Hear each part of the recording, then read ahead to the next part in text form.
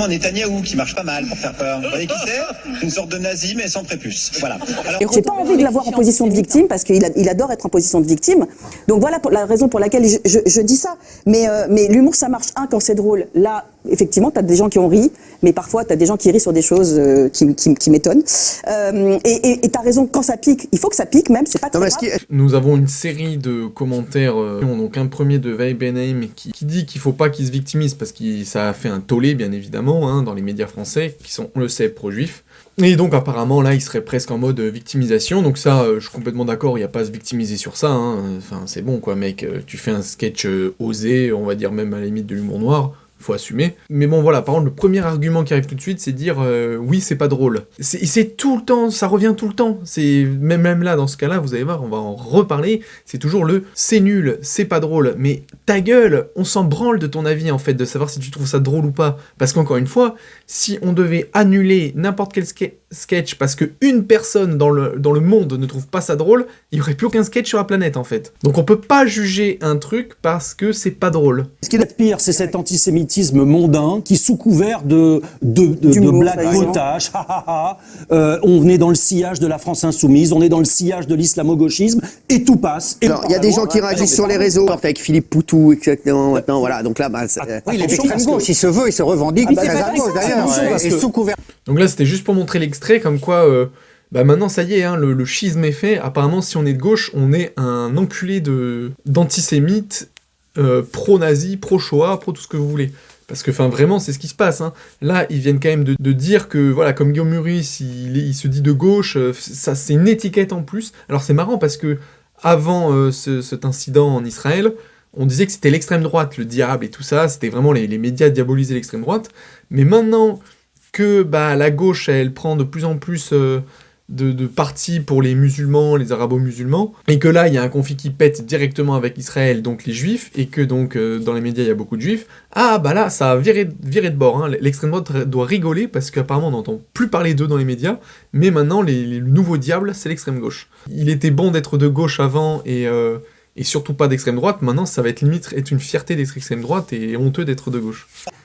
Voilà, c'est pas de l'humour pour moi. Il y a de l'antisémitisme, et il est pour moi, il est établi. Revoir l'extrait, il y a quand même des gens qui rigolent à ça, mais qui sont les gens qui rigolent à cette vanne ? En fait, si cette blague avait été faite dans une autre émission, on donne comme exemple celle-ci, mais qu'est-ce qui se serait passé ? Ça aurait été un scandale. Là, je trouve que c'est très très léger et que peu de gens s'offusquent de cette chronique que j'ai trouvée extrêmement choquante. On ne peut pas traiter un dirigeant juif d'un État juif d'avoir des propos antisémites et le traiter de nazi par les temps qui courent et que ça passe comme ça et qu'il revienne à l'antenne. Pour moi, il faut le sanctionner et au moins le mettre à pied.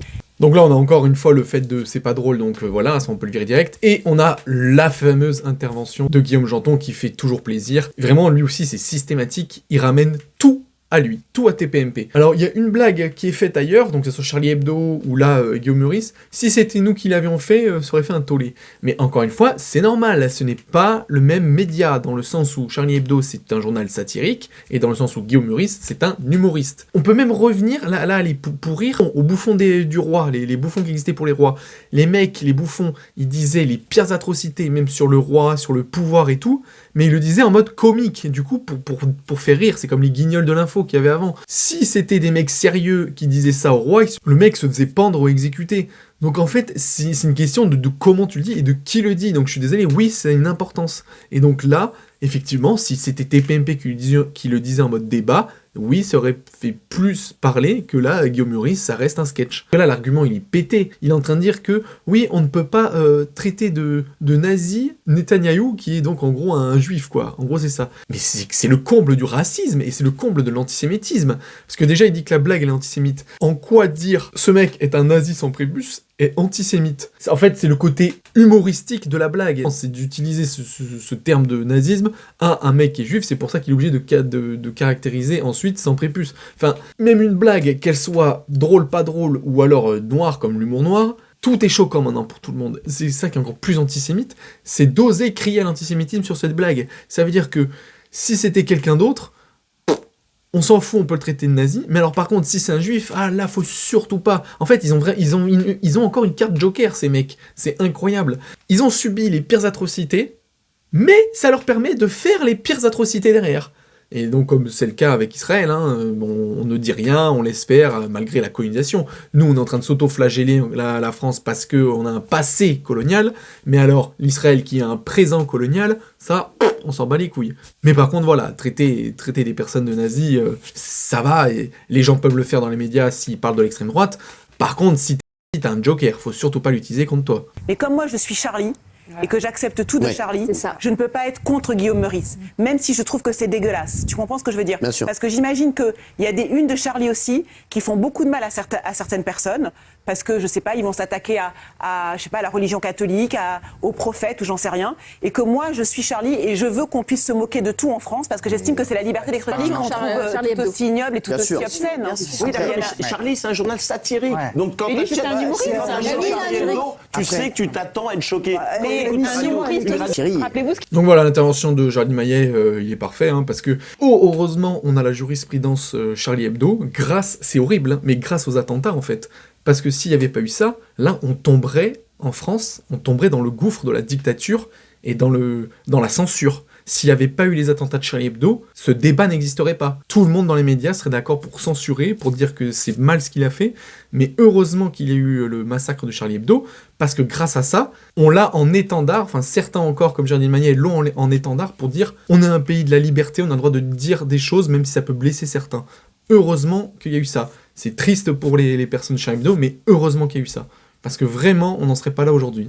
Caché pendant la guerre, la première chose qu'on leur demandait, c'est de vérifier leur prépuce. Donc tu dis, cette vanne a La vanne n'est pas une vanne, parce qu'effectivement, elle appelle des choses qui sont extrêmement sombres. Et effectivement, quand on essentialise un juif à son prépuce, ça rappelle la Seconde Guerre mondiale, ou pour vérifier dans les écoles notamment, si le petit garçon était juif ou pas, on lui faisait baisser sa culotte et son pantalon. Donc c'est absolument dégueulasse et c'est effrayant. Et la victime devient le nazi, la victime devient le bourreau. Donc voilà, tout ça est machin. Alors là, grosse connerie, absolue connerie dite de Benaïm. La victime devient bourreau. À quel moment Netanyahou est une putain de victime? Non mais elle s'entend parler, la meuf. Le mec, il est au pouvoir, il a aucun problème dans sa vie, il s'installe dans un gouvernement, il défonce tous les Palestiniens, il prend leur terre, il fait ce qu'il veut.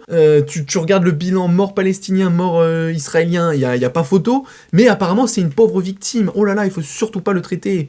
Oh, mais quelle horreur! Mais en fait, c'est ça qui me dégoûte dans ces débats, c'est de voir comment les mecs sont subjectifs à mort, quoi.